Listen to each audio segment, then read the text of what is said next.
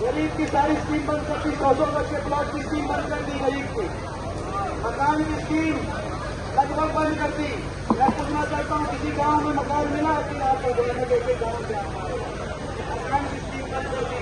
पीने के पानी की टंकी टूटी और पानी के मुफ्त कनेक्शन की ऐसी समाज के लिए हमारी जो स्कीम चल रही थी वो बंद कर दी है। सभी साथियों से अनुरोध है एमपी साहब के पीछे चले, सभी साथियों से अनुरोध है एमपी साहब के पीछे चले, मैं सभी साथियों से अनुरोध है एमपी साहब के पीछे चले, मैं सभी साथियों से अनुरोध है एमपी साहब के पीछे चले।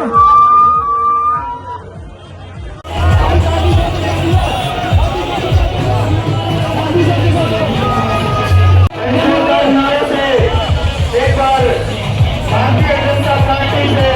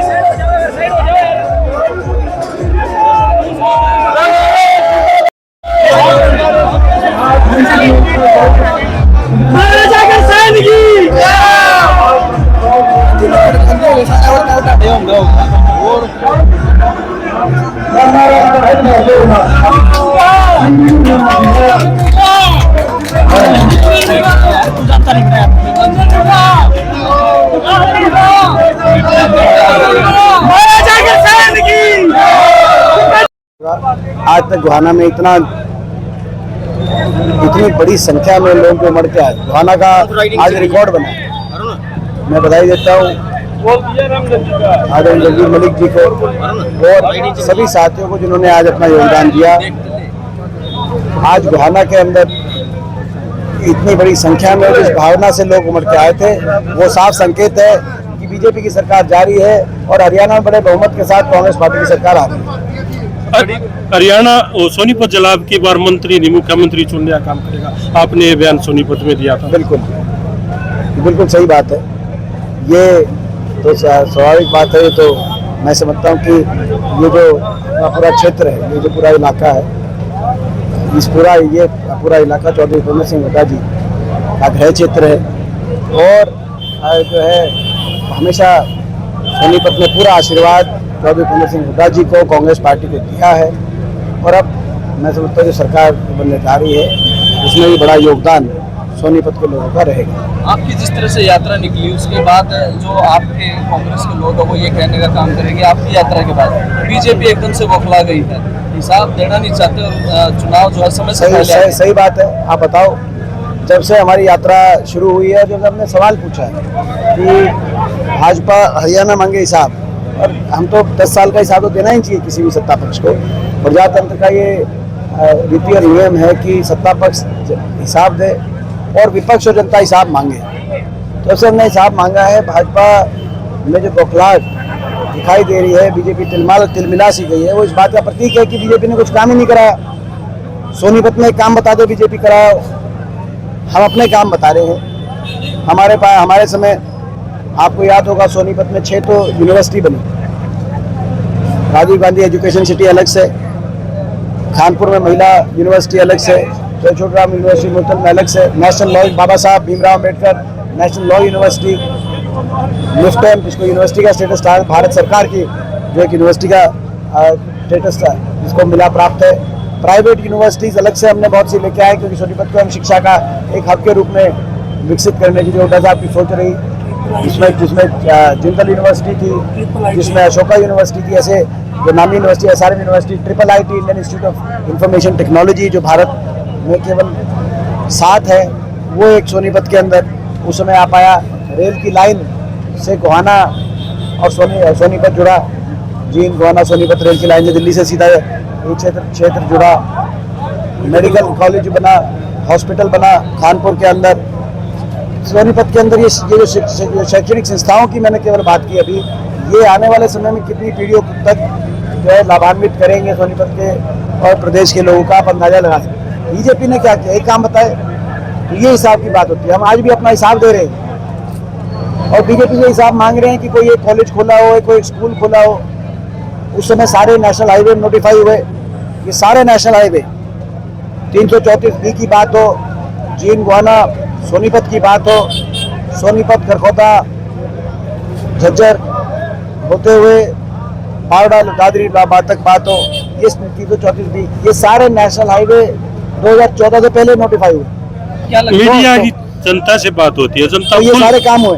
अब बीजेपी ने क्या काम किया, बीजेपी बताए 10 साल में हमने हमारे तो, और बीजेपी ने काम बिगाड़ा बल्कि, क्योंकि हमारी ये चौगापे में रेल कोच फैक्ट्री आनी थी, full fledged rail coach factory, repair workshop नहीं, जो ये गन्नौर में जो लेके गए हैं, वो उसकी बजाय वो रेल कोच फैक्ट्री जो हमारी आनी थी, जो बड़ी परियोजना थी, कपूरथला के बाद दूसरा यहाँ रेल कोच फैक्ट्री लगती, वो तो चलेगी बनारस में, और यहाँ पे आ गई रिपेयर वर्कशॉप। ये तो वही है कि मारुति की फैक्ट्री हो एक और एक मारुति की रिपेयर वर्कशॉप हो। आप रिपेयर वर्कशॉप बनवा के जुनूना पकड़ा दिया सोनीपत के, तो इन्होंने तो काम बिगाड़, पटरी से उतारा।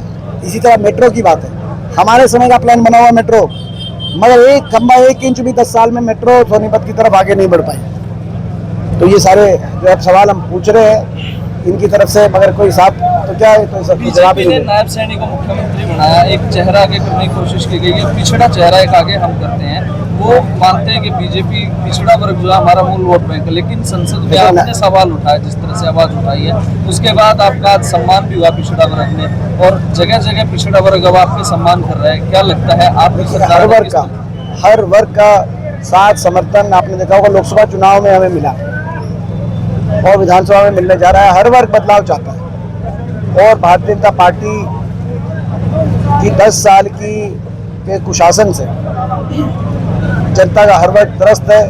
चेहरे बदलने से नहीं, अब लोग सरकार बदलने का मन बना चुके हैं। आम आदमी पार्टी का कहना है कि जो कांग्रेस को 5 सीट जीतने का घमंड है, वो विधानसभा चुनाव में टूट जाएगा। ये क्योंकि हमारी आम आदमी पार्टी ने, क्योंकि वो हमारे समर्थन के कारण 5 सीटें किसने जीती। कहा है? अनुराग डांडा आया था, भी उसने बोला था। ये देखिए, मैं समझता हूँ कि इनके जो प्रदेश अध्यक्ष है और अधिकृत जो व्यक्ति है वो सुशील गुप्ता जी, तो ऐसा कुछ कहा गया है, तो मैं जो है इस बारे में कोई। आज यात्रा गोहाना से निकल रही है, आपने माथुराम की जलेबी भी खाई, वहाँ पे सरेआम गोलियां चली, फिरौती मांगी गई।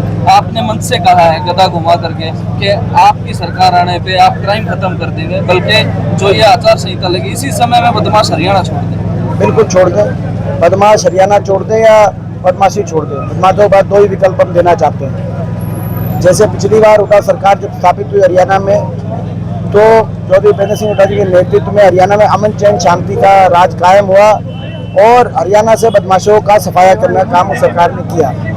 और अभी भी हम ये कहना चाहते हैं कि आज भारत सरकार के आंकड़े दर्शा रहे, ये हमारे आंकड़े नहीं है, ये भारत सरकार गृह मंत्रालय के नेशनल क्राइम रिपोर्ट ब्यूरो के अनुसार देश में सबसे ज़्यादा क्राइम आज हरियाणा में, नंबर 1 देश में सबसे ज़्यादा फिरौतियों के मुकदमे हरियाणा में दर्ज हुए देश पिछले वर्ष 1 साल। सबसे ज़्यादा अपहरण के मुकदमे हरियाणा में दर्ज हुए। हत्या के मुकदमे देश में दूसरे नंबर पे, झारखंड के बाद दूसरे नंबर पे दर्ज हुए। महिलाओं के ऊपर अपराध के सबसे ज़्यादा मुकदमे दर्ज हुए। दलितों के ऊपर अत्याचार के जो मुकदमे थे 2014 के मुकाबले 3 गुना पिछले वर्ष दर्ज हुए। और अपराध रेट, जो क्राइम रेट जो क्यूमुलेटिव बताते हैं भारत सरकार में, उसमें 29 प्रदेशों में सबसे ज़्यादा अनसेफ स्टेट हरियाणा वो घोषित किया गया। तो ऐसे हालात हरियाणा में क्यों बने? आज गोहाना में आप देखिए, गोवाना में पुलिस की तैनाती ऐसी दिखाई दे रही है जैसे कश्मीर की वादी में हो, जबकि यहाँ तो अमन चैन शांति का ऐसा शासन होना चाहिए कि किसी को चिंता ही नहीं होनी चाहिए, पुलिस की आवश्यकता भी नहीं होनी चाहिए। इतना अमन चैन शांति का सुशासन होना चाहिए हरियाणा में, और यही हमारी लड़ाई है। हमने यही कहा है कि अपराध और अपराधी या तो 40 दिन में हरियाणा छोड़ दे या अपराध छोड़ दे, नहीं तो कांग्रेस की सरकार के बाद किसी को हरियाणा में कोई संरक्षण या जगह नहीं मिलेगी। पूरे हरियाणा में आपकी यात्रा निकली भाई साहब, किस प्रकार की समस्या देखी? वो तो भाजपा की मर्जी है। आप कह रहे हैं कि वो उठाया नहीं, कांग्रेस ने तो कोई अपना उम्मीदवार ही नहीं पास।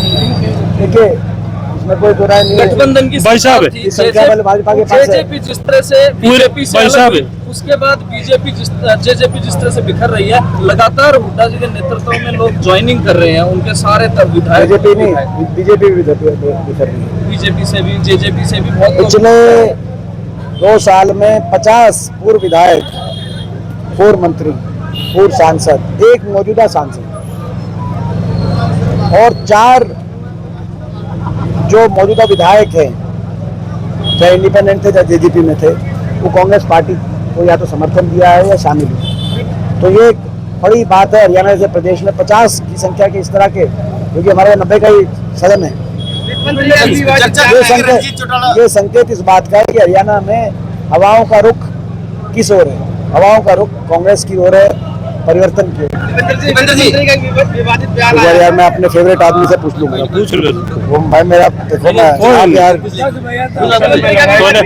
साहब ने क्या किया जी, आज वर्ष तक पूछ लो विधायक जी। सरकार जो है 6 महीने चलने देगी आज- कांग्रेस को। हाँ, क्या है? मंत्री ने कहा है कि सरकार अगर कांग्रेस की बनती है प्रदेश में तो जो दिल्ली की सरकार है वो 6 महीने चलने देगी कांग्रेस सरकार हरियाणा में। ये मैं समझता हूँ कि जो है